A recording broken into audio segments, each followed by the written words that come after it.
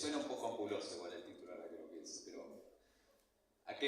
bueno, la jornada era en torno a acá con Johnny, que previamente habló de la polisemia y la polifonía, y un poco creo que en ese marco era que lo pensé. En realidad traje para compartirles 3 proyectos del estudio, pero un poco retomando esto también de las escalas de proyectuales y de las distintas disciplinas que se viene hablando bastante. Un poco lo que yo quería marcar era justamente nosotros trabajamos principalmente en diseño de espacios comerciales, que es como un territorio que por un lado parece bastante banal. Todos salimos a la calle y vemos que está lleno de espacios comerciales, de cadenas de negocios, pero quizás no nos planteamos demasiado como diseñadores a veces cómo podemos intervenir en ese espacio. También justamente a veces en un país, en una realidad donde hay poco y arduo desarrollo de otras disciplinas que son más específicas. O sea, justamente yo soy diseñador industrial y hay el esfuerzo para hacer diseño industrial de producto acá es bastante grande, y los arquitectos trabajan mucho, pero también tendrán sus quejas sobre la realidad. Y bueno, y este es un territorio que medio parece estar a caballo en esas distintas cosas, pero muchas veces quizás no se formaliza demasiado ese pensamiento. Lo que hacemos en diseño de espacios comerciales en realidad nuclea disciplinas varias, proyectuales, porque implica, bueno, una dimensión, llamémosla fuerte comunicacional, o sea, está muy relacionado con la comunicación, con el marketing, con una capa inmaterial del desarrollo de productos y de servicios. Eso creo que todos lo vemos, pero a veces quizás no terminamos de vincular cómo se engancha con la parte material, que también tiene mucho de lo que nos formamos en este tipo de profesiones, ¿no? Entonces, básicamente lo que hacemos es tratar de amalgamar esa esfera que llamamos la comunicacional con una parte que llamémosla transaccional, es específicamente la ejecución del canal comercial, y que hoy además está muy, no digo en jaque, pero mutando fuertemente, porque con el desarrollo del comercio electrónico, de las nuevas canales, uno podría pensar hasta qué punto tiene futuro los espacios comerciales, especialmente los de producto. Claramente los de servicio, gastronomía, restaurantes, eso sí, pero todo el resto está mutando mucho. La comercialización indumentaria, de productos, de electrodomésticos. Entonces, bueno, hay todo ahí un tema que está mutando y que está redefiniendo cuál es el rol de estos espacios físicos de comercialización. Y después, una parte que llamémosla relacional, o sea, las redes, los locales comerciales tienen toda una parte que tiene que ver no solo con llevarte el producto o no, sino con entrar en contacto con eso que significa el producto. El producto por sí solo no es nada, por detrás hay una empresa, puede que sea un producto que requiera que te capaciten, que te asistan, que lo reciban para darte servicio. Bueno, hay todo un aspecto. Entonces, un poco trabajamos en un mundo que cuando uno lo empieza a desgranar tiene todas estas esferas, y en la que como diseñadores podemos participar también desde muchas capas y desde muchas disciplinas. Entonces, nada, intervenimos como diseñadores industriales, arquitectos, diseñadores gráficos, comunicadores, fotógrafos, comunicadores y marketineros y analistas, digamos. Es un espacio en el que justamente llevar a un producto implica como juntar y amalgamar todos ese tipo de pensamientos, ¿no? Bueno, acá no importa, pero bueno, el eje comunicacional, temas de semántica, posicionamiento,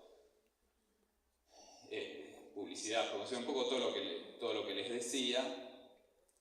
Toda una cuestión dura, más logística de operaciones, que tiene que ver con la provisión, con stock, con distribución, servicios técnicos, nada, puede ser listas infinitas, y toda una cuestión relacional que tiene que ver más con los servicios intangibles, ¿no? Uno entra en interacción con el que provee el producto, el servicio, temas de información, asesoramiento, adaptación o customización.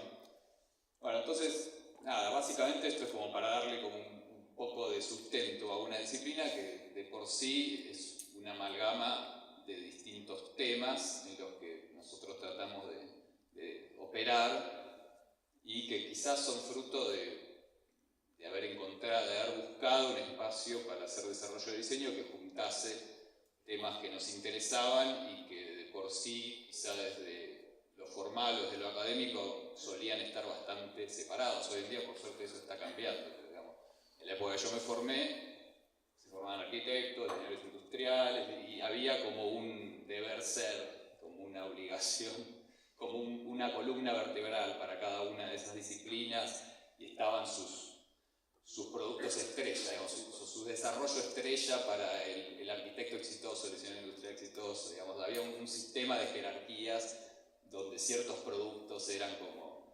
la prima donna del diseño industrial, y el arquitecto soñaba quizá como el proyecto estrella, era ahí la familia tipo y la casa de la que hablaba John, y había paradigmas fuertes que definían como de modo muy vertical y vertebral cada una de estas disciplinas. Y bueno, hoy, también con la digitalización, con la inmaterialidad que toma todo y la velocidad, creo que está bueno también pensar que uno puede operar como fluidamente en mundos que son más difusos. Entonces, un poco en el estudio y un poco nuestra tendencia en los últimos años ha sido siempre movernos en proyectos de diseño que no pertenecen específicamente a ninguna de esas disciplinas, sino que un poco comparten todas y entrecruzan, y más que nada prestan atención en la sinergia, en la retroalimentación de estas disciplinas, porque alterar una afecta a la otra, y también muchas cosas en los últimos tiempos han pasado de un territorio al otro. Claramente en el diseño industrial vemos como cantidad de cosas que se solucionaban con productos y con sistemas materiales, hoy se solucionan con software, se solucionan con cuestiones inmateriales. Digo, desde un contestador automático, para un ejemplo viejo, que antes era un objeto y hoy es un servicio digital, hasta todo lo que se les ocurre. Bueno, esto no sé, podemos volver en realidad después, no los quiero aburrir, quiero contar más bien casos, pero es un poquito cuál suele ser el pensamiento, uno de los ejes de trabajo habituales para los proyectos, que tienen mucho que ver con la experiencia de los usuarios o los consumidores en estos espacios, y que van mucho más allá de la situación concreta que es el consumo, digamos. Acá la transacción, digamos, que suele arrancar con cuestiones que tienen que ver con el conocimiento, con cómo entro en contacto con el producto, con el servicio, cómo me entero, qué me llama la atención, cuál es el approach que tengo, la atracción, el abordaje, cómo es que yo comienzo la experiencia, cuestiones de orientación, esto se aplica de un restaurante, digamos, a un hotel, a un lugar que vende electrodomésticos, ¿no? Después, obviamente, cada instancia gana peso o pierde en función de ciertos modelos comerciales, y también se alteran órdenes. Esto es como un modelo básico para ordenar el pensamiento, y que obviamente es una herramienta que solemos usar para empezar a pensar la experiencia. Bueno, les comparto ahora casos concretos para que sea un poco más atractivo. Este es un caso ya viejo que desarrollamos, pero que en su momento disfrutamos mucho, principalmente por esta cuestión que nos gusta a los diseñadores, de que consideramos a veces que la innovación es como un hito importante, como le damos mucho valor a lo nuevo, a lo diferente, no porque nosotros hayamos hecho algo nuevo, sino porque la categoría de este producto, de este servicio que nos convocaron para diseñar era nueva. En ese momento, esto era como una de las primeras cadenas de coworking que existía en el mundo. De hecho, la palabra, la definición coworking todavía no se había desarrollado, pero sí había un grupo que nos convocó de emprendedores que habían como detectado una necesidad, habían descubierto un poco esta cuestión de que cada vez había más, llamémoslo, nómades digitales o gente que trabajaba en lugares fluidos, o sea, no en oficinas, no en su casa, sino en bares, en donde fuese, gracias a, bueno, obviamente la tecnología, los laptops, a la facilidad de conectividad que empezaba a pasar. Esto es 2010, ya pasaron 15 años, entonces obviamente esto después se desarrolló muchísimo, se transformó el mundo muchísimo, y en medio de todo eso después vino la pandemia, con lo cual ya, bueno, conocen la historia. En ese momento no estaba muy claro, estaba clara la necesidad, ellos descubrieron como ese nicho, decían la gente va a Starbucks, que estuvimos en uno acá, o a un bar, y trabaja ahí. Por un lado tiene un montón de condiciones novedosas, y por otro lado tiene un montón de condicionantes, de fricciones, eso. O sea, la gente lo hace, pero de golpe en la mesa al lado se siente un grupo que está en otro tema y está a los gritos y le interrumpe o no le deja estar, o se siente culpable de que pidió un café a las 10 de la mañana y son las 12:30 y sigue ahí, siente que el mozo lo mira mal, no sabe si pedir otro café o pedir almuerzo. O sea, el formato no funciona del todo, quizá no tiene enchufes ahí donde necesita. O sea, existía el uso y no estaba el formato.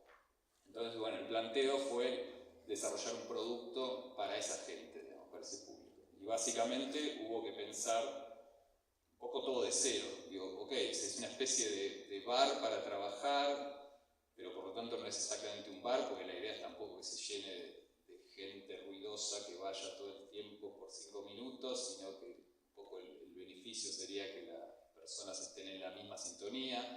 Entonces, ¿cuál es el modelo? Bueno, finalmente se definió que era un modelo que uno pagaba por tiempo y no por producto, a diferencia de un bar, que uno paga el producto y se lleva el tiempo de regalo.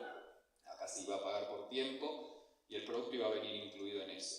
Que es un modelo parecido al que tienen los VIP de los aeropuertos, digamos, que también, como un espacio después del que hay comida, bebida incluida, no digamos gratis porque alguien lo paga siempre, pero y que pudieses trabajar.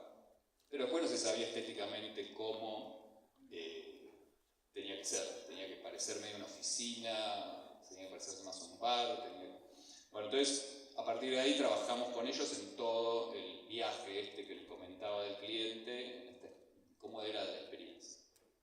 Si entrabas, ibas a un front desk, te registrabas, o si venía un mozo o un asistente o alguien a preguntarte quién eras, qué necesitabas, si tenías que tener una membresía, si no, cuáles eran los modelos de pago. Bueno, hubo que definir todo, finalmente se llegó como un formato y se trabajó en el diseño de este espacio que tenía un poco la identidad más cercana a un espacio gastronómico, pero que por otro lado tenía zonas con salas de reuniones o espacios más privados que vos podías disponer. A la vez hay servicios, podías pedir una moto, en esa época todavía había mucha mensajería, hoy cambió bastante, podías imprimir, podías hacer fotocopias, podías comprar un CD o un pendrive, tenías como ciertos servicios también que tenían que ver con el trabajo. Y bueno, acá un poco lo que les decía, esto de meterse en un territorio que no es el típico, que combina arquitectura, gráfica, diseño industrial, tiene después el beneficio de que es como caballo de Troya después tratar de generar nuestros productos, nuestras gráficas y nuestra arquitectura sin ser específicamente un proyecto de ese tipo. Con lo cual, cada vez que podemos, tratamos de divertirnos un poco y diseñar algunos productos específicos para estas cadenas. En este caso, bueno, fue clave esto, obviamente el modelo de esta gente era intentar después franquiciarlo, con lo cual el trabajo en elementos de identidad que fuesen después reproducibles y que generasen la línea identitaria de la cadena, claro. Entonces, bueno, diseñamos estos mega lamparones característicos y que tenían además la visión de estar siempre como visibles desde la calle porque pasaban a ser un elemento identitario de la marca. Diseñamos también un modelo de silla específico para la cadena, que fuese liviano y cómodo, o sea que tuviese una cosa, digamos, simple y fresca que permitiese moverla fácil, pero que te permitiese también estar cómodo varias horas, con lo cual acá apelamos a los maestros, como decía Johnny, hicimos una especie de truco que fue que la cáscara de esta silla no es otra que la de la Jacobsen, que es una silla que está probadísima, como muy cómoda, a pesar de ser muy simple y económica, pero que puede estar horas y quizás es más cómoda a veces que una silla ergonómica de oficina. Entonces tomamos el perfil, la cáscara de una silla Jacobsen, también por temas de matricería obviamente, porque el fabricante tenía esa matriz y eso ahorraba tiempo y dinero, y diseñamos una silueta distinta, propia de Urban Station, de esta cadena. Bueno, diseñamos un sistema específico de electrificación, queríamos dar una imagen muy de bar, muy descontracturada, pero necesitábamos que se pudiese reconfigurar, que si venía un grupo de 4, de 6 o de 2 pudiese reconfigurarse y moverse las mesas, pero necesitábamos que estén electrificadas las mesas, porque el chiste era que tengas para conectar tu laptop, con lo cual, bueno, generamos un sistema como de trincheras en el piso que permitía mover las mesas y que siempre estuviesen conectadas. Y bueno, acá está la silla, que era el diseño Urban Station, y acá un poco estos otros elementos, no sé, una especie de mochila para las mesas, en la que tenías una lámpara personal y electricidad, tomas eléctricos, un espacio de guardado. Y después, nada, lo que es típico de estos proyectos, que es la manualización. O sea, bueno, como esto no es el diseño de un local, sino que es el diseño de un sistema. Es el diseño de un sistema identitario que se traduce después en manuales que permiten después reproducir el formato fácilmente en muchos lugares y por mucha gente distinta. Entonces, eso es un poco clave en este tipo de proyectos. Y bueno, de hecho, en ese momento abrieron en Turquía, abrieron en Santiago de Chile, este es otro local de Buenos Aires, pero que no era de los mismos dueños, sino que era una franquicia.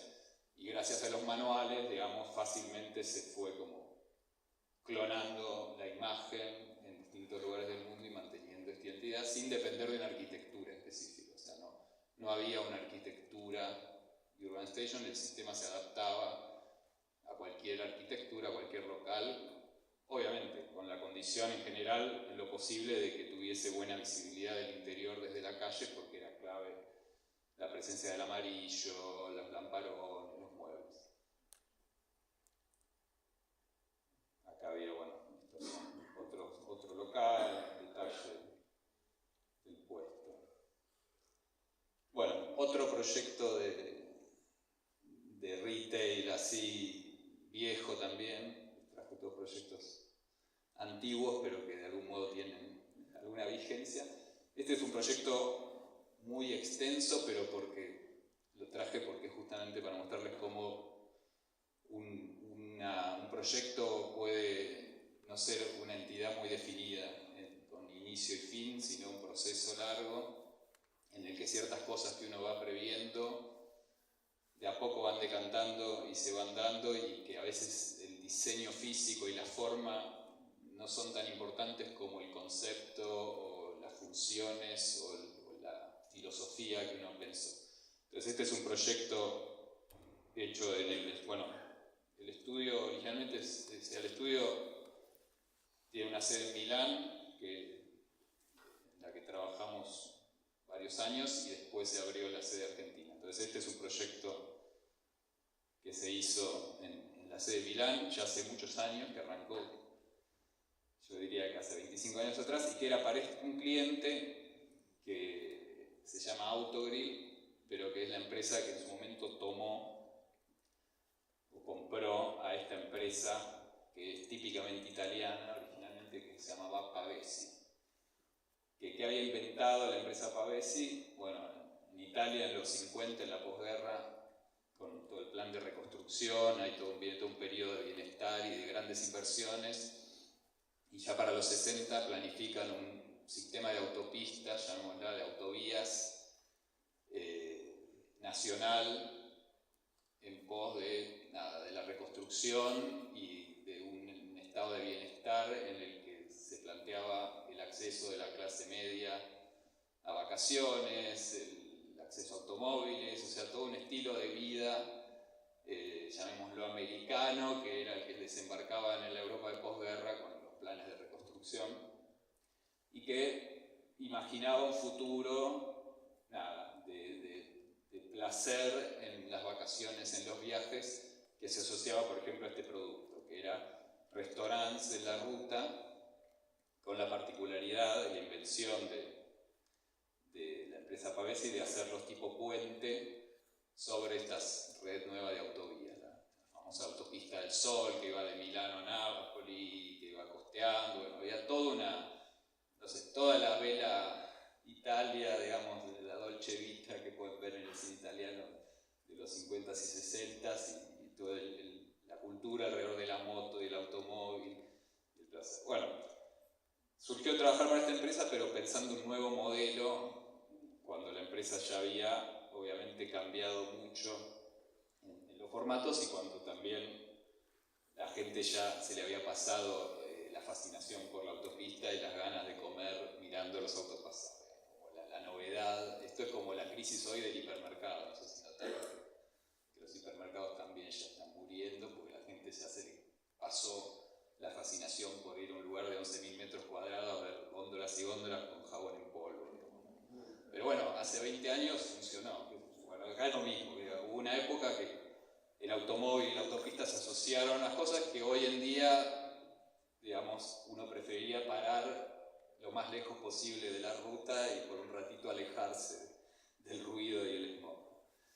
Entonces, este proyecto arrancó con un concurso, en realidad, con un llamado concurso a estudios de arquitectura y diseño en Milán para pensar un nuevo modelo de sucursal a nivel conceptual. Entonces, se los traigo porque justamente muestra cómo muchos de estos procesos arrancan como concepts, como ideas, como líneas de trabajo que quizás están lejanas todavía de la concreción, pero que pueden ser el germen.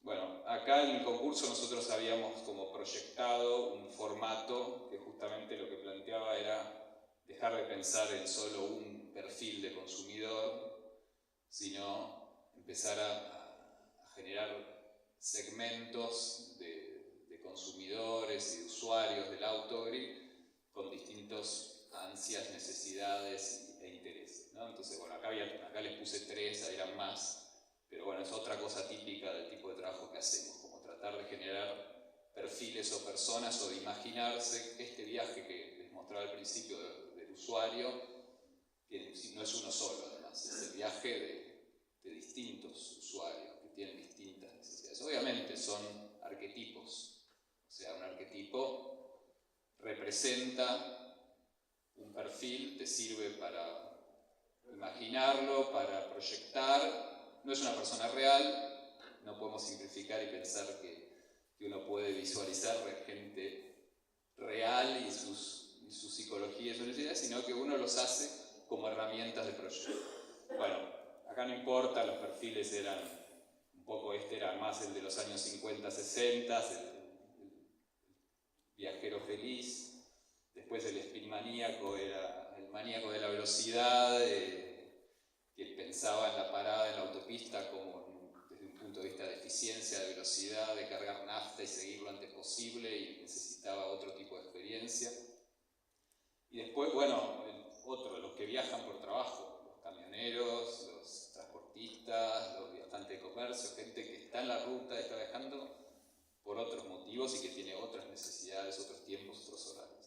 Entonces, bueno, había más de estos perfiles, pero básicamente en ese momento generamos una propuesta muy, digamos, poco arquitectónica, porque estaba muy basada en esta cuestión conceptual y de servicios, pero que incorporaba un montón de ideas y de funciones que nos imaginábamos. Bueno, tenía como dos circulaciones distintas de autos, unos para los eficientistas que querían directamente cargar combustible, hacer compras rápidas y seguir, otro para el que estaba paseando y estacionaba en un estacionamiento más conectado a la naturaleza, otro menos. Estaba la idea de dar espacio a comercios locales, que esto no fuese un formato rígido y homogéneo para todo el país, sino que también existiese espacio para el comercio local, que uno entendiese dónde estaba parando, que no fuese estos no lugares, ¿no?, de los que se habla, en los aeropuertos, las estaciones de servicio en las rutas, o sea, tiene un formato único y uno medio que pierde noción de tiempo y espacio. Bueno, y después cuestiones tecnológicas, era como la idea de un proyecto súper de bajo impacto energético, con recuperación de agua, con paneles solares, con sistemas alternativos de energía, con integración de verde. Bueno. Nada, no les quiero mostrar demasiado porque después van a decir que feo quedó cuando se hizo algo, porque también mucho de esto tiene un aspecto utópico a veces. De hecho, en su momento, el concurso con esto, concretamente, inmediatamente no pasó nada, quedaron todos como muy fascinados por la provocación, pero dijeron, sí, pero tenemos que hacer un edificio ahora. Y bueno, y finalmente años después se fue dando y hubo un proyecto concreto que les muestro ahora. Hoy en día, esta empresa ya no es más como en su momento, que era un formato de restaurante que era uno solo. Ellos también, desde el producto que venden, han mutado y se han transformado en una multiplicidad. Es un poco lo mismo. Por eso es un poco el título de la charla, como estos proyectos de retail, de cadenas, tienen como el desafío de homogeneización por un lado, porque es ser la herramienta de llegar a muchos lugares rápido, barato, de modo eficiente, pero también tienen cada vez más una hipersegmentación, la necesidad de llegar a múltiples personas, a muchos de estos arquetipos que usamos para representar, ¿no? Entonces, esa es un poco la tensión hoy en día en este tipo de proyectos entre lo homogéneo y lo heterogéneo. Y entonces, bueno, esta empresa hoy en día tiene montones de marcas gastronómicas, estas son algunas, formatos de pizza, formatos de hamburguesa, el cafecito rápido y más industrial, el café de especialidad, con distintas marcas, con distintas identidades, algunas las han desarrollado ellos, otras las han comprado, otras son licencias. Y bueno, y finalmente el proyecto, estos son renders del inicio, pasó a ser entonces una especie de gran circo, llamémoslo, de gran carpa, que albergaba dentro o sea, lo que habían visto como concept, como un edificio lineal, pasó a ser esta especie de gran cobertura, que ahora les explico por qué es tan rara, que después tenía así las áreas de estacionamiento de un lado del otro. Bueno, esto que ven como muy extraño y que parece caprichoso, en realidad tenía que ver con que el techo, esta cubierta, es un mega colector solar. Es en realidad un gran radiador de cobre, tiene una serpentina que lo recorre, que inicia y va haciendo un helicoide y recorre toda la superficie, con lo cual es un gran radiador, es un gran panel solar que calienta agua y que ayuda con el ahorro energético del edificio. Sumado a esto, bueno, tenían paneles solares, que después voy a ver las fotos cuando no están, pues estos, por ejemplo, creo que finalmente no los pusieron, que eran los techos del estacionamiento hechos con unos paneles solares que son vidrios, donde no ves una tecnología donde no es el panel negro típico que uno ve, sino que es como un vidrio rojizo que deja pasar luz de lo que es producto de energía. Después, bueno, geotermia, que es una tecnología también de generación de energía por sondas que están enterradas. Bueno, recuperación de agua de lluvia, recuperación de aguas grises, con montones de cosas. Acá están un poco. Bomba de calor, bueno, no nos voy a aburrir ahora con cada una, pero básicamente era un edificio de muy bajo consumo. De hecho, creo que quedaba como prácticamente hecho, como que ya estaba balanceado, y claramente lo que no quedaba balanceado era el costo de hacer esto, con lo cual claro, no el costo inmediato, con lo cual parte de toda la venta del trabajo fue explicar el repago de hacer esta inversión. O sea, estas inversiones obviamente duplican o triplican el costo de una construcción tradicional, pero si uno hace el análisis por consumo de energía en el tiempo, eso en algún momento tiene un repago, llega a un break-even, llega a un equilibrio y empieza a ser más económico. Entonces, bueno, ahí también, trabajando con estos clientes, a veces es eso también, no solo hablar mucho de diseño, sino hablar mucho de plata y de cuándo estas cosas se repagan y cómo. Y bueno, y ahí entran cuestiones también muy de las empresas que no es solo plata, sino qué tipo de plata, es decir, si es inversión o es gasto, entonces entran cuestiones de cash flow, entran cuestiones financieras, impositivas, bueno. Pero bueno, cosas que desgraciadamente uno tiene que también de golpe aprender a veces a dialogar y a entender, porque forman parte de esto, bueno, en el fondo estamos trabajando en cadenas comerciales, o sea, es eso, es en generar un comercio, y es un poco las reglas y el lenguaje. Entonces, un poco las tecnologías, después, bueno, los servicios, se hizo todo un trabajo muy fuerte de diseño universal, digamos, de diseño para todos, de accesibilidad, pero con un criterio muy de diseño para todos, ¿no? No tanto de la accesibilidad pensada como prótesis para el que tiene un problema de movilidad o el que tiene un problema de visión o el que tiene, y que eso generase prótesis y adaptaciones y servicios específicos, es decir, el baño específico para la góndola específica para el que no ve, sino más con un criterio de diseño universal, de que todo el equipamiento y todo el interior esté adaptado, con soluciones que sirven para todos en general, digamos, un poco saliendo de la lógica ya de generar espacios inaccesibles y después prótesis o accesorios para el que tiene un tema de visión. Bueno, y después servicios que eran un poco los que veníamos, que se conectan con el caso anterior, bueno, salas de coworking, de conferencias para el que viaja por comercio, que se encuentra, tiene una reunión en ese lugar con otro. Bueno, estas son un poco fotos del interior, como ven es una especie de circo en el sentido también de lo ecléctico. Estos espacios también son grandes cajas en los que uno tiene que pensar que a veces también son grandes contenedores vacíos, un poco como los supermercados, lo llaman los big box, o sea, la gran caja donde suceden cosas en distintos tiempos. Una cosa es el edificio, otra cosa es lo que sucede en el interior y que uno tiene que saber que va a ir mutando y cambiando con otra velocidad y otros tiempos. Entonces, bueno, hay parte gastronómica, parte del producto, parte del café. Hay más imágenes. Bueno, pues nada, ahora esto ya está en todos lados, en ese momento era novedoso los estacionamientos con carga para autos eléctricos, que esto de hace más de 10 años. Y después un poco esto que hablábamos de los perfiles, de generar productos o partes o zonas específicas para ciertos perfiles de consumo. Entonces, bueno, un espacio que era específico para los motociclistas, analizando qué necesidades tenían los que viajaban en moto, con postes para refrescarse en verano, con estacionamiento cubierto. Y bueno, después un poco lo que les contaba de cómo todo esto se empieza a retroalimentar con otros canales, digamos, la comunicación, el marketing, la publicidad. Entonces, muchas de estas cosas después derivan en ser submarcas, en ser productos que generan programas de fidelidad, por ejemplo. Entonces, no es solo que hay un espacio para moto, después está el club de los motociclistas de Autogrill que te da descuentos y está el merchandising, y está la submarca y la publicidad después que aprovecha estos servicios y los transforma en vectores de comunicación que van más allá de vender ese servicio exclusivamente.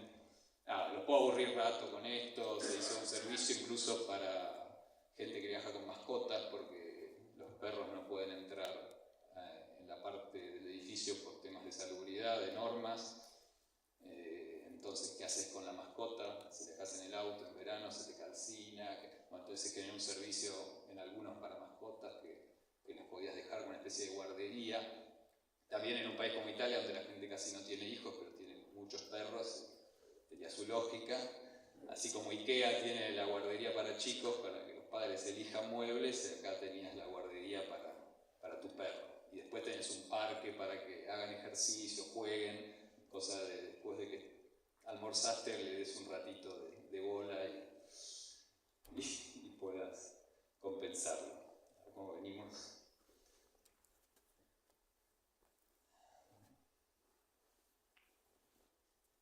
Se cerró esto.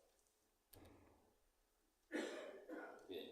Está re interesante, pero tenemos que mantener un poco más. Sí, no, es el último. Nos echan. No, ahí quería ver cuánto tiempo íbamos. Bueno, el último caso.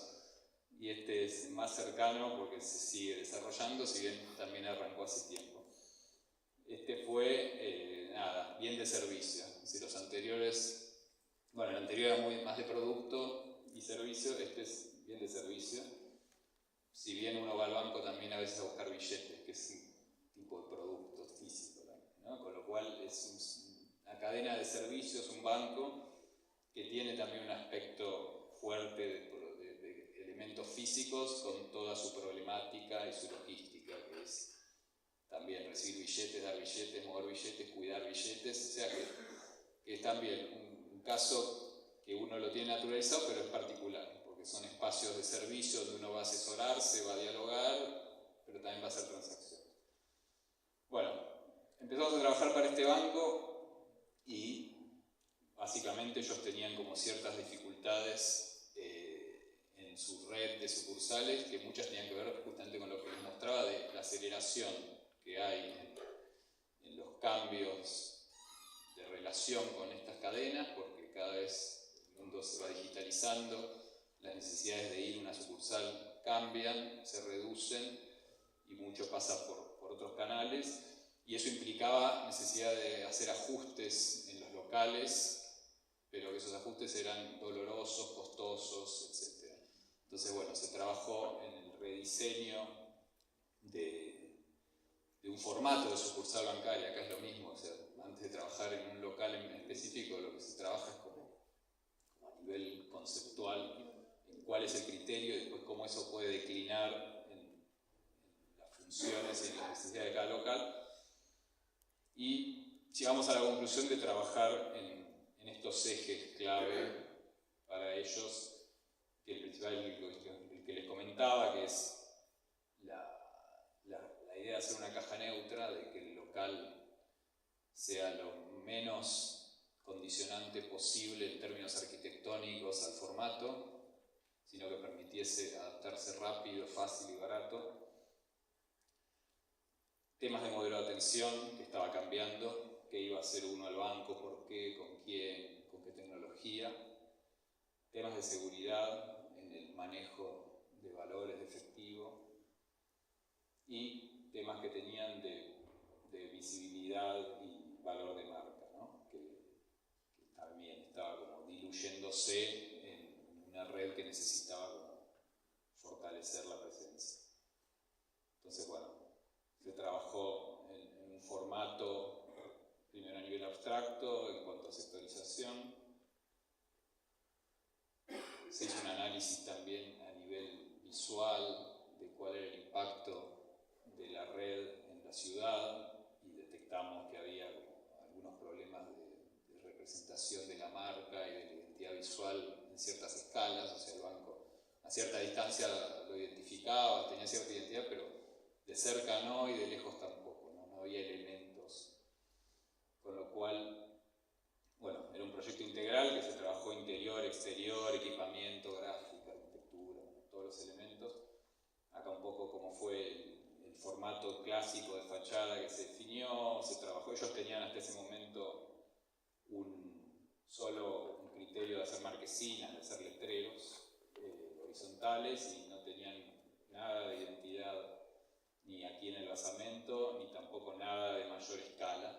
Entonces se desarrolló un sistema que complementase la clásica faja, también tenía que ver con no innovar en este elemento, que lo tenían en ese momento creo que casi 500 sucursales en el país, con lo cual hubiese sido muy costoso generar algo nuevo para esta línea, pero sí trabajar por encima y por debajo en otros elementos gráficos que le diesen visibilidad de marca a nivel peatonal y también a nivel vehicular, ¿no? Un poco lo que veíamos acá.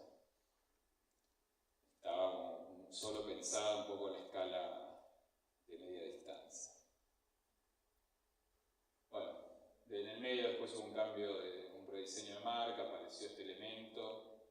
Esto para los gráficos, la clave, el banco no tenía un isotipo, no tenía un identificador simbólico, llamémoslo, tenía solo el logotipo, y eso lo dejaba en desventaja frente a otros que en ciertas situaciones de uso necesitaba tener un elemento compacto. Son temas claros digamos, de gráfica en términos bien funcionales, pero que a veces uno los soslaya y se la pasa hablando de temas semánticos y estéticos, pero también hay cuestiones, nosotros a veces parece que son charlas de mecánico, pero hay cuestiones funcionales a veces muy clave en el desarrollo de identidades, ¿no? Y este era uno. Ellos no tenían un elemento compacto de proporciones cuadradas que les permitiese usarse en ochavas, en ciertos usos, en ciertas situaciones.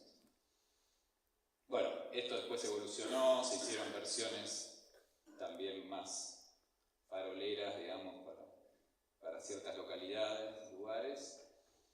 Pero lo más divertido fue trabajar un poco en todo el repensamiento del interiorismo. Entonces, bueno, desde el puesto comercial, que hasta ese momento eran cajas de vidrio, de blindex, que implicaba que si en una sucursal tenían que agregar o quitar un puesto, tenían que ir de noche a hacer obra, o el fin de semana, mover vidrios, hacer durlock, hacer obra. Se pensó en puestos mucho más flexibles y con un concepto de, no tanto de un... Salimos del concepto de escritorio, que era lo que tenían dos lados claramente definidos y una pantalla que, digamos, generaba como una especie de jerarquía muy fuerte entre el oficial que te atendía y vos del otro lado. Y se buscó, bueno, que los oficiales usasen laptops y que hubiese una pantalla común para que todos pudiesen ver lo que se estaba haciendo. Esto obviamente no fue inmediato porque requería cambios de software, de tecnología. Y buscamos una especie de mesa medio indefinida, que si bien tiene un espacio más que correspondía al oficial, era más ambigua y generaba una especie de cosa más comunitaria de sentarse a una mesa común y a trabajar con el oficial, con laptop y que él te pudiese mostrar y ayudar y fuese romper un poco la jerarquía y la semántica clásica del escritorio de dos lados. Bueno, acá se quemó un poco, pero bueno, habíamos generado todo un sistema de paneles móviles para este tipo de puesto nuevo. Les decía, salimos de oficinas cerradas de vidrio a un sistema de mamparas móviles y de paneles que podían moverse por rieles y reconfigurarse fácilmente. Entonces una sucursal podía tener 2 puestos cuando abría, después si le iba muy bien, tenía muchos clientes y tenían que agregar un puesto, se podía compactar una zona de livings y agregar un puesto, o se podía más adelante mover, todo esto sin necesidad de obra, solo con movimiento de muebles y con un sistema también, esto lo tomamos del primer proyecto de trinchera para electrificar. Bueno, típicos ejercicios de diseño industrial, sistemas modulares para la zona de cajas, modulares para la zona de cajeros automáticos, que también era todo un tema, tenían medidas distintas, cosas estas bien de herramientas clásicas de ejercicio de facultad, pero que se usan en la realidad. Digo, sistematización, homologación, modulación, sistema. Luego, desde el punto de vista logístico de la operación, esto era clave y que era unificar el manejo efectivo, entonces el modelo de sucursal desde el layout, desde la planta, generaba un núcleo seguro en el que la zona de cajas estaba conectada en el mismo núcleo con la zona de cajeros automáticos. Esto hasta hace pocos años nunca era así en ningún banco, todos tenían el concepto de cajeros automáticos adelante, cajas al fondo, que implicaba que los asaltasen cuando tenían que recargar los cajeros o que solo pudiesen recargar cajeros en un momento que bloqueaban, que es lo que muchos hacen todavía, en un momento no te dejan ni entrar ni salir porque tienen que llevar los cartuchos. Para evitar evitar eso se buscó otro formato en el que todo eso estuviese unificado y pudiesen recargar los cajeros sin que el dinero salga de ese espacio.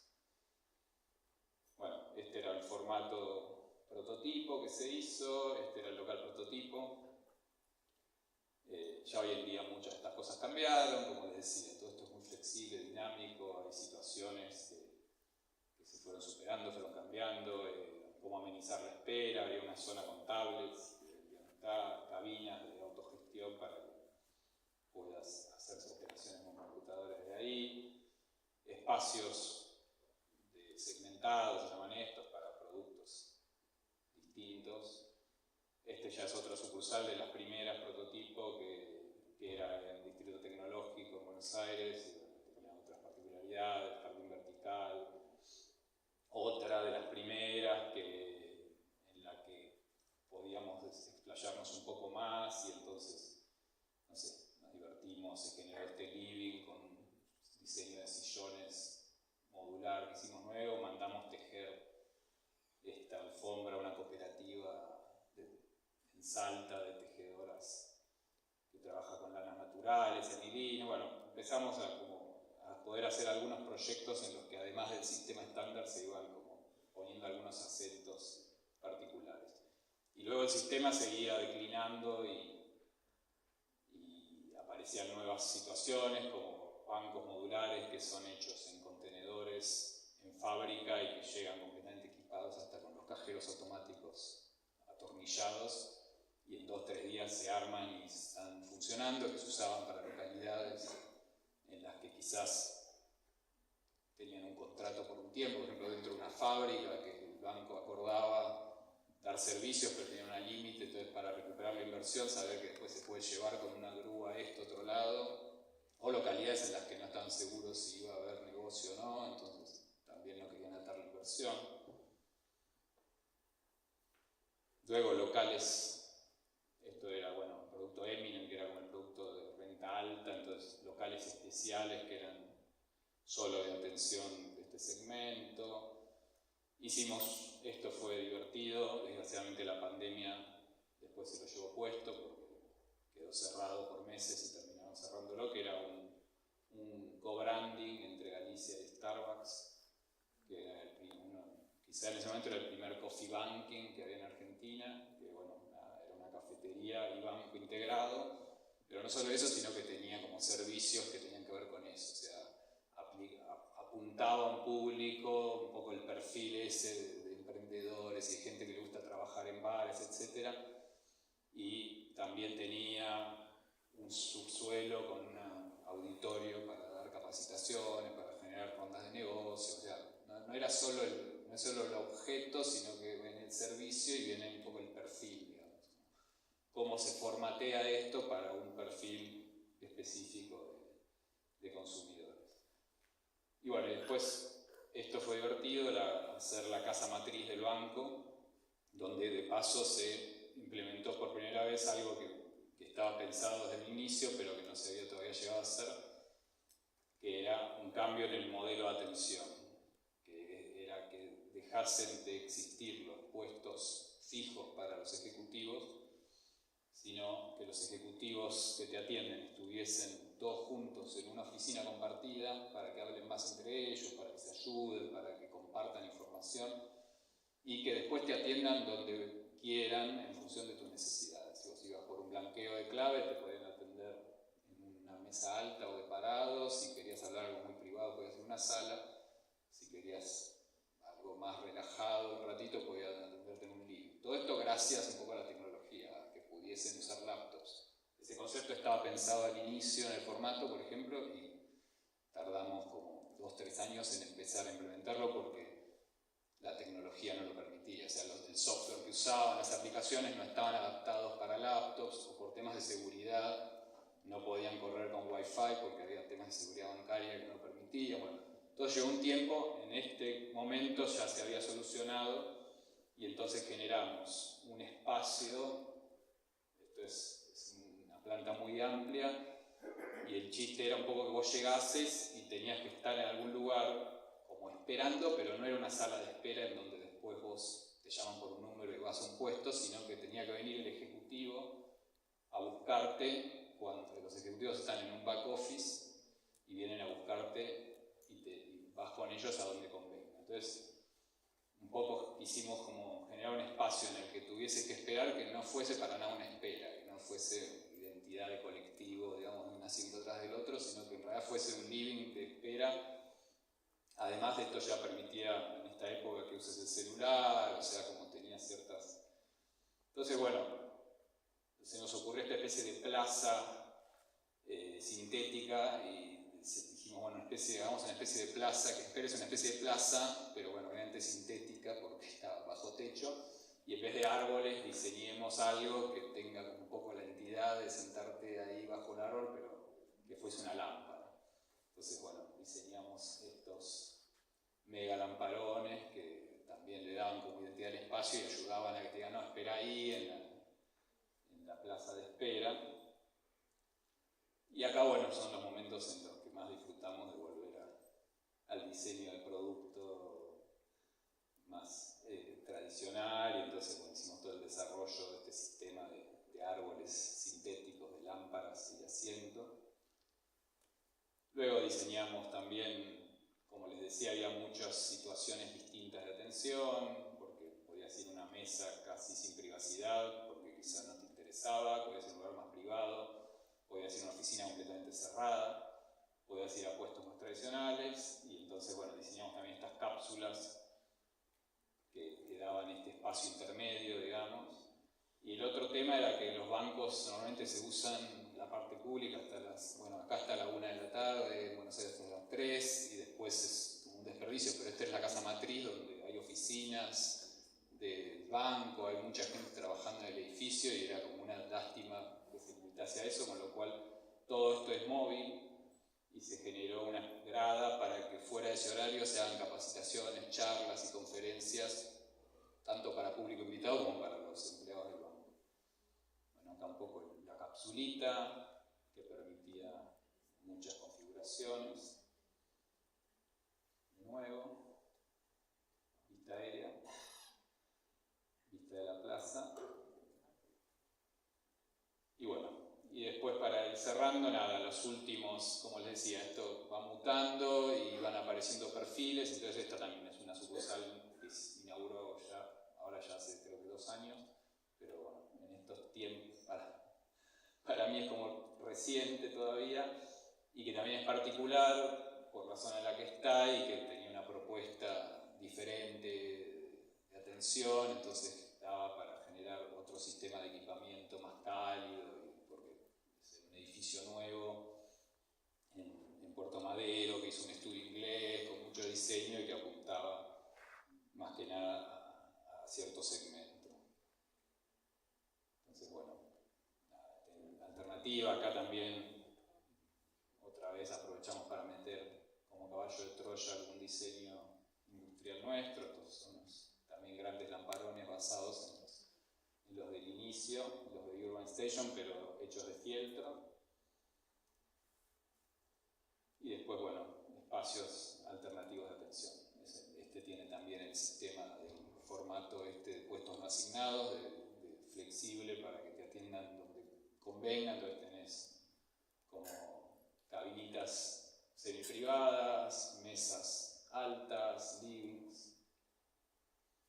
Y bueno, y un poco esto para contarles que bueno, al final, como todos estos proyectos, nada, como ven, son a veces prolongados en el tiempo y el inicio y el final cuesta definirlo, ¿no? Entonces también es otro tema de esto de estar haciendo como, sí, en el fondo son sistemas, no son un diseño, no son un local, son un sistema, y como tal, desde el punto de vista profesional, también uno tiene que a veces puede perderse en este proceso y entender que bueno, todos estos proyectos tienen una etapa de investigación y estrategia y definición conceptual, después una etapa de desarrollo, después quizá viene lo que uno ve más como el corazón de la disciplina, que es el diseño, y ahí nos sentamos, diseñamos, ingenierizamos, vemos materiales, vemos gráficas, vemos propuestas de tecnología de impresión, y después, nada, no es raro que haya parte de procesos de iteración y feedback. invisible, es aburrido, o qué sé yo, pero mucho del trabajo es ir después y observar lo que pasó. Hacemos mucho ese trabajo, hacer observación, hacer entrevistas, hacer encuestas, ver qué pasó con lo que se hizo, entender qué problemas hay, entender qué mejoras, entender si nos equivocamos nosotros, si cambió algo, si cambió el negocio, cambió el público, cambió la sociedad. Ni hablar hoy en día, post pandemia, es abismal. Acá no hay proyectos de espacios de trabajo, pero hacemos bastante proyectos de oficinas y fue todo, es una curva, es un electroencefalograma lo que está pasando. O sea, la gente dejó de ir al centro, dejó de ir a la oficina, todo el mundo trabaja en la casa, está todo el mundo volviendo. O sea, y cómo las empresas dialogan con eso, alquilan edificios, desalquilan, construyen, deconstruyen, cómo está cambiando hoy en día los espacios de trabajo y hoy estamos como en un regreso a las oficinas. Bueno, entonces, bueno, esa parte de, digo, nada de esto es estático. O sea, todos estos procesos hay mucho después de observar y de auditar y de ver qué pasó y de modificar y de volver, digamos, a empezar. Bueno, ahí estamos.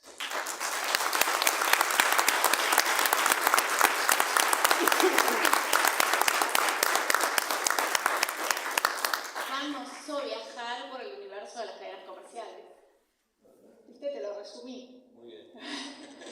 Quedan poquitísimos minutos para las preguntas, así que en 3, 2, 1.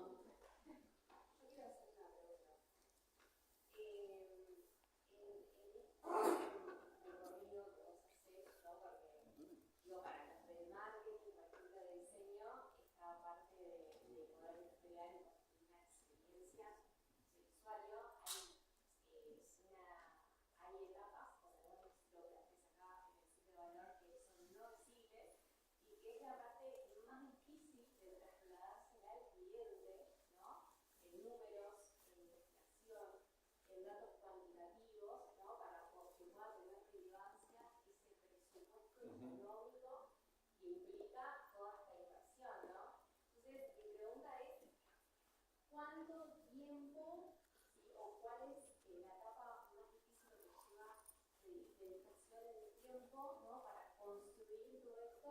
Porque mi experiencia es como la parte de investigación y estrategia, a veces cuesta, digamos, poder hacerse la ver al cliente, que es la parte realmente relevante que vos necesitas sí o sí pasar por esa etapa para poder construir todo lo otro, ¿no? Sí. Que es la del diagnóstico y análisis de mando de horno, que es súper necesaria para llevar a ese resultado. Sí, bueno, ahí es, por un lado es difícil convencer y vender que se espere.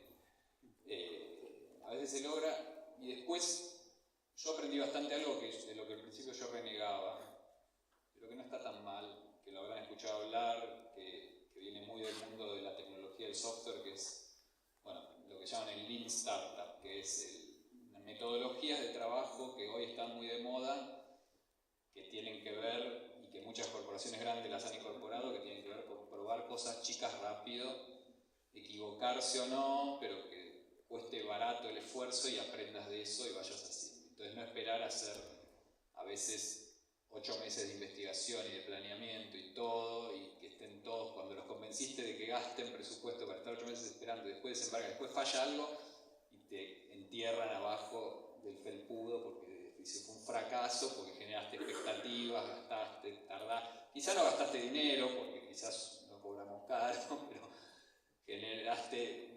Entonces, bueno, está muy de moda esto, que hay que tomarlo con pinzas, porque cuando toda esta movida arrancó yo decía, bueno, esto es muy lindo para el mundo del software, porque en el mundo del software hacen un prototipo, hacen una app, hoy en día con inteligencia artificial lo hacen en 6 horas, antes estaban en un mes, ahora lo hacen en un día. Prueban, se equivocan, digo, si se equivocaron y no anda, suben la web 1.1 y lo corrigen. El mundo del diseño industrial yo digo, no es así, porque no puedes hacer un producto con matricería, con cosas en 2 días y si falló lo haces de nuevo. Digo, claramente la lógica es otra, requiere más pensamiento y más planeamiento porque después tenés que hacer inversiones importantes que llevan plata y tiempo.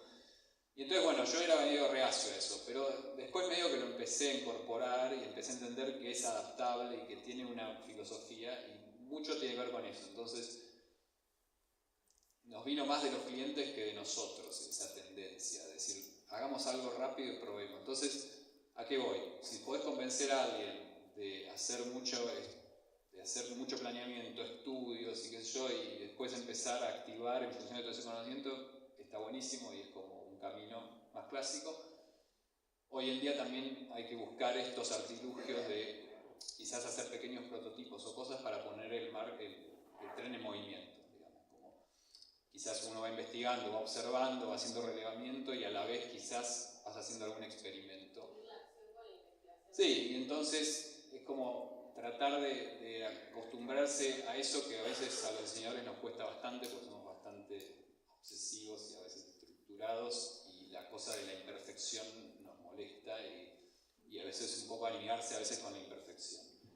Pero bueno, en muchos casos hacemos eso, a veces son caballos de Troya también. A veces es cosas que te dan conocimiento mientras tanto y vas aprendiendo y en paralelo investigás, haces, como manejar también distintas líneas de tiempo, cosas que son de ciclo rápido y que pueden generar resultados y puedes ir aprendiendo y cosas quizás de más largo aliento. Y después hay mucha política en términos de, también mucho caballo de Troya, también es verdad que a veces hay que hacer cosas para bajar ansiedades, y que quizás tienen un sentido político más que de proyecto, o de generar consensos, eso es otra cosa clave. O sea, cuando las organizaciones son grandes y hay muchas áreas involucradas, tan importante como hacer el proyecto y tratar de llevarlo a cabo bien y que dé resultados, es generar consensos con mucha gente que quizá no es el cliente interno, es quien te contrató, sino que son pares, pero que si no son los interlocutores desde el inicio, lo van a boicotear en algún momento, o porque no lo entendieron, o por competencia, o por lo que sea. Entonces eso es otro tema clave de esto de que digo yo, la política, de lo cual yo también como que tuve que aprender con el tiempo a ver que era parte del diseño y del proyecto. Entonces, también pensar procesos en los que desde el inicio puedas convocar a otras áreas, puedas desafiar las cosas, llevarles, que opinen, que participen, que estén involucrados, que lo conozcan desde la génesis, porque los procesos en general igual son largos estos, o sea, son procesos que siempre, cualquier proyecto de estos, una primera etapa que se lleva a un prototipo, nunca es menos de 8 o 9 meses, una cosa y otra. Pero bueno, pasan muchas cosas en esos 8 o 9 meses, y una es que hayas ido involucrando a mucha otra gente, no solo a quien te llama, nosotros quizás nos llama infraestructura o marketing, no sé. Pero bueno, en estos clientes después hay gente de producto, gente de distribución, gente de seguridad, bueno, hay que involucrarlos desde el principio para que sean parte, para que aporten por un lado, pero también para que no boicoteen después.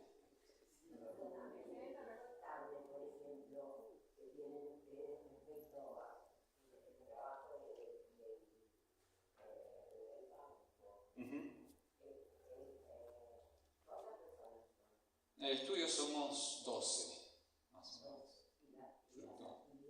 Y son arquitectos, diseñadores gráficos, diseñadores industriales. La plantilla, digamos, fija, somos de esas disciplinas.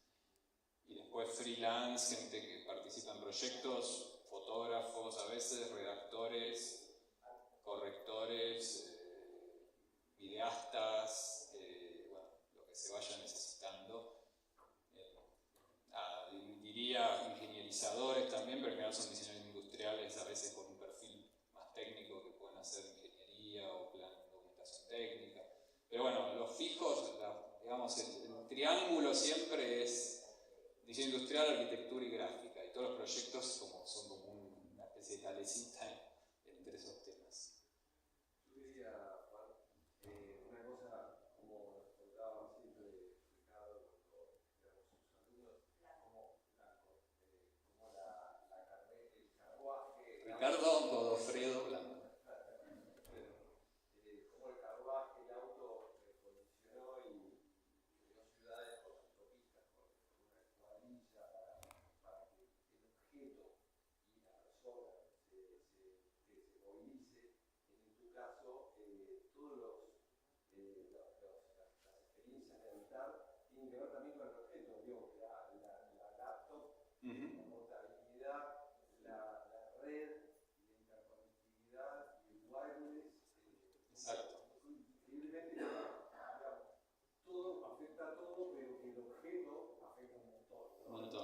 montón, sí. Y los cambios drásticos, ¿no? Sí. Bueno, por eso ahora, por ejemplo, esto que decís de la laptop cambió mucho un ámbito como este de los bancos, para el cual nosotros hacemos muchos bancos, pero también tenemos que hacernos a la idea de que van a desaparecer los bancos. O sea, corto, mediano plazo, uno puede decir no, pero de un modo u otro van a desaparecer. Probablemente trabajemos mucho con el resto de los sectores que trabajamos, o quizás surjan, ¿no?, otras líneas de trabajo, pero sí, también esto, entender que este mundo al final es diseñar experiencias para un mundo de transacción, como lo que define en el fondo todo es la necesidad de, bueno, algunas pueden ser más, digamos, enriquecedoras y hedonistas, como, no sé, trabajar en gastronomía, quizás, ojalá, si desaparecen los bancos, habrá muchos restaurantes, nos vamos a divertir más. Pero bueno, en el fondo sí, es todo muy relacionado al acceso a las cosas y la tecnología. En el fondo, digamos, todo el entramado de civilizar, digamos, es todo parte de este proceso de civilización en términos antropológicos, que es, estamos civilizados en el sentido que estamos alejados de las necesidades básicas. Casi nadie de nosotros trabaja en sembrar o cosechar sus propios alimentos, eso es la civilización. El momento en el que cierta gente se desapega de la producción de lo básico que son los alimentos y hace otras cosas y después intercambia con los que se ocupan de eso, porque todos igual tenemos que comer todos los días, digamos. Entonces, eso es lo que se define como... Y todo esto sí, está muy marcado por las herramientas que la sociedad fue armando para eso, para hacerse de ciertos productos, servicios, experiencias. Y entonces claramente es un tema tecnológico, porque digo, lo que permitió eso en el primer momento fue la tecnología. Digo, el hecho de que cierta gente deje de ocuparse de estar o saliendo de cacería o de arando la tierra.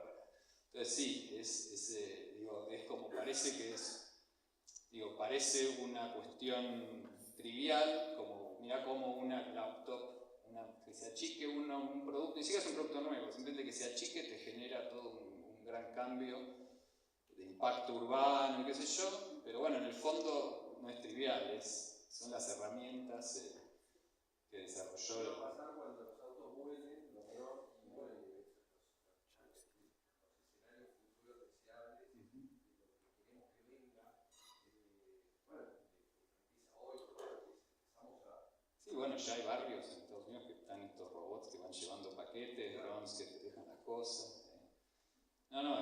Y después está la cuestión cultural que hace que ciertas cosas sean posibles, pero no se adopten, y ciertas cosas se adopten. Entonces, tampoco, está la idea de tecnología como cuestión aislada, esto está como muy estudiado, y hay mil casos de que la tecnología, de per se, sin relación a la cultura y a la apropiación cultural y a las afinidades que uno como persona genera, no es nada. Entonces, cosas posibles hay muchas hoy que no sucedieron y no van a suceder.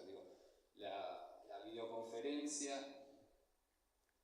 está en cómic de Dick Tracy de los años 40, ya tenía el relojito que veía la idea de el ansia de que exista está hace mucho. La tecnología está desde los 60. Y después nunca explota. Sí, hoy podés, con WhatsApp hay gente que se mira, pero la verdad es que nada, ¿no? Con la pandemia, ponerle fue un catalizador, pero la tecnología estaba y no pasa nada.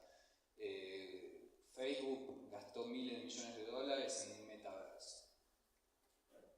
Y estaban todos, no, hay que construir el metaverso. Y había estudios de arquitectura que decían, hacemos el edificio real y en paralelo hacemos el del metaverso, porque la gente va a tener que experienciar el edificio real y después en otras situaciones va a ir al edificio metaverso.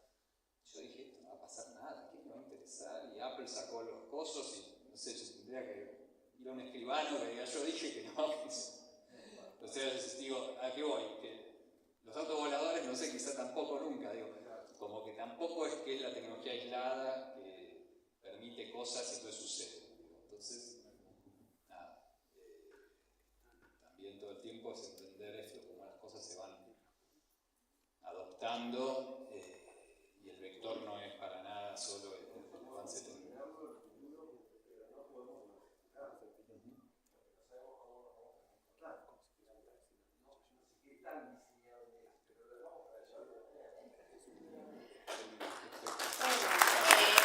Ahí está la investigación, la observación del comportamiento. Juan, súper generoso, nos contó todos los secretos. Gracias, gracias. Bueno, de nuevo, vamos a agradecer a estos 5 genios que tenemos como disertantes.